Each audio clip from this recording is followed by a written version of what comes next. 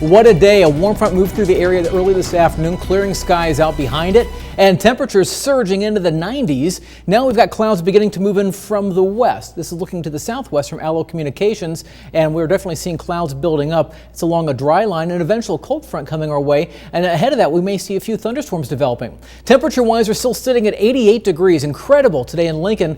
The record high, or at least the previous record high, was 86. We hit 91 this afternoon, and we've had peak winds of 62 miles per hour so far out at the airport. It's 89 degrees in Fairbury and 87 in Beatrice, but there is a cold front. It's back to the west. Notice the temperature is down to 69 degrees in Kearney, whereas it's still 80 degrees in Grand Island, and the winds have shifted around to the west-northwest. In Lincoln, we're still ahead of the cold front, where winds are out of the south, gusting to 48 miles per hour as of this afternoon, or as of this hour, I should say. And notice the dew point, 54 in Lincoln to 30 in York. A dry line exists right smack through the middle of the area. Ahead of it, we've got some slightly higher humidity, low-level moisture that's going to help fuel thunderstorms that potentially develop later on this evening. Right now, you can see the clouds that are developing. This is ahead of the cold front. The cold front's actually back here, as we saw, out towards the Grand Island area. And now we are starting to see just a few isolated showers beginning to develop, which is right on with what STORMCAST has been suggesting. In fact, I'll show you that in just a moment, but the warm front extends north of that.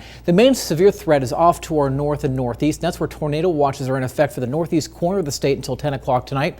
Even tornado warnings currently in effect across portions of northern Iowa, and that's where I think the best tornadic threat will be as we go through the evening hours.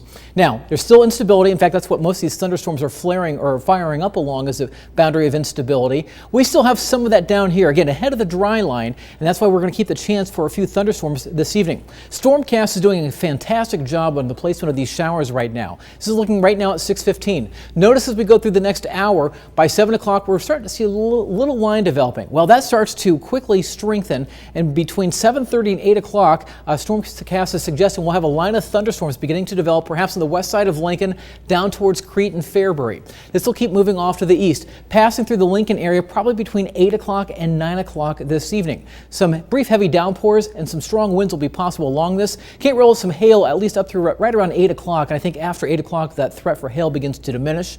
There could also be an isolated tornado along this thunderstorm line. By 10 o'clock, this line is now through Beatrice, down into southeastern Gage County and heading towards Pawnee County, finally moving out of here by about 11 o'clock tonight, and then maybe a few lingering showers coming in early tomorrow morning. So the main threat, I think, is going to be strong winds out of these thunderstorms as they move through. As I mentioned, the potential for some hail up through about 8 o'clock, and then after that, I think the hail threat, or at least the large hail threat, begins to diminish. And again, we can't rule out the chance for a tornado. Not a ton of rain coming with this, maybe a couple tenths of an inch, and that's about it.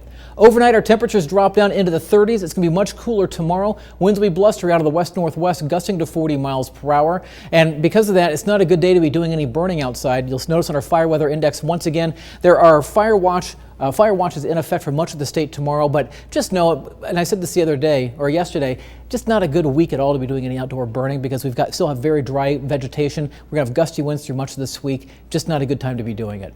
7-day forecast, 54 degrees on Thursday, still remaining breezy, 56 degrees by Friday. So we head towards the weekend, temperatures in the middle to upper 50s, and there will be a chance for a few passing showers moving through the day on Sunday. Early next week, temperatures struggling to reach 50 degrees on Monday, and then we start to jump up a bit, back up into the 50s and 60s and maybe 70s for the end of next week. Nonetheless, we're going to stay below normal for much of the rest of this week. And